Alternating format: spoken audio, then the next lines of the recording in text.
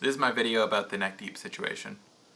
I've received a bunch of tweets and stuff like that about this one too, and it's like, I just have to say that like, I have no idea what did or didn't happen, but honestly, I'm not a good judge of it.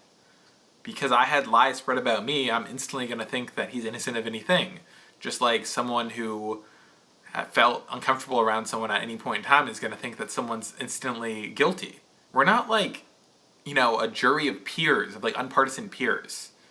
We're not a jury of people who have sound decisions. It should never be up to a bunch of 15 to 25-year-old people what did or didn't happen or controlling the fate and future of an adult. The problem with putting accusations on the internet is that you're making it so it's not about what did or didn't happen.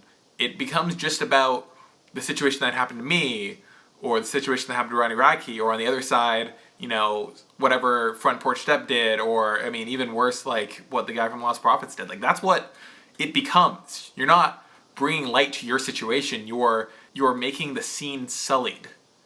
To think that a guy did something because he's a guy, or because he's in a band, or because a million other situations really have nothing to do with it. That's just called prejudice. That's like saying that, someone had to have robbed a bank because they were black. That's the exact same logic behind it.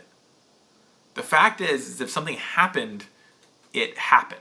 I understand that the police can be kind of a scary thing, but that's why there's women's shelters, because in reality, if something happened, then it happened. Also, please everyone understand that the only reason why anyone's, having people leave bands after these allegations is because bands are terrified of, not selling any more records, losing the fan base they've worked for, getting kicked off festivals. That's the only reason. If you actually read between the lines, you can see it pretty clearly in any of them. People are just terrified of losing their careers because it's what they've worked on.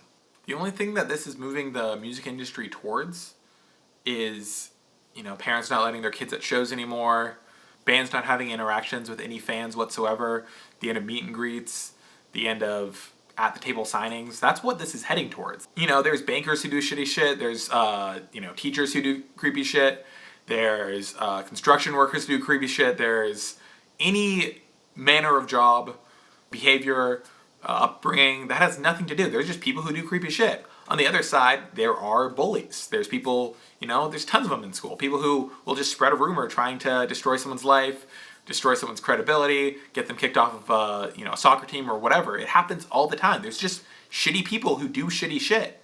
And that is not conducive of any sort of situation. There's people who have really bad sexual education, and they think that rape is when you make out with someone drunk at a bar. It's those people are really offensive to anyone who's actually been in a situation, because like those words have been given power so that people in real situations can do something about it.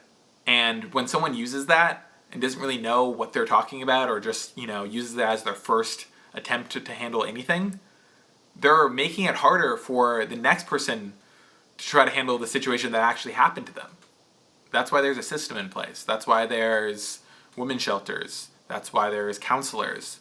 So that it's not just a bunch of, 15 to 25-year-old people who are deciding adults' careers and lives and what is true and what isn't true. They're not being shown all the evidence. They're not looking for all the evidence. They're just tweeting about whatever they hear about because they think it's buzzworthy. Stop posting this stuff on the internet. It's not a safe place for anyone. Because anyone can just type whatever mean comment they want. They're sitting behind a keyboard. They don't have to face the reality of, how that affects someone, how that makes someone feel. Cyberbullying is a huge thing and it grows every day. You shouldn't be putting intimate details about your life or, serious situations on the internet. That's not a place for them. You're just going to be attacked. I'm going to get attacked for this video. I know that because I'm putting it on and I'm releasing it to the masses. That's what happens.